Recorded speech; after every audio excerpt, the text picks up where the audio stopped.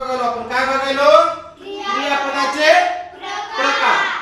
आता त्याच्यात बघितलं आपण क्रियापद म्हणजे काय, क्रियेचा बोध करून काय सांगितलं सांगा, क्रियेचा बोध करून वाक्याचा अर्थ पूर्ण करणाऱ्या शब्दाला काय म्हणतात, क्रियापद असे म्हणतात। काय म्हणतात, क्रियापद। आता त्याच्यात क्रियापदाचे प्रकार पडतात, सकर्मक क्रियापद, अकर्मक क्रियापद, संयुक्त क्रियापद। आलं का ध्यानामध्ये?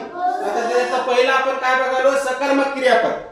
सकर्मक क्रियापद म्हणजे काय, ज्या क्रियापदाचा अर्थ पूर्ण करण्यासाठी कर्माची आवश्यकता असते त्याला सकर्मक क्रियापद असे म्हणतात। त्याचं उदाहरण काय दिलं आपण, तो पत्र लिहितो।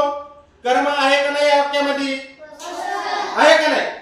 म्हणून हे कोणतं झालं वाक्य, सकर्मक क्रियापद। कोणतं झालं, दुसरं वाक्य पण ते, त्याने तुला पाहिले, याच्यात पण कर्म आले का नाही?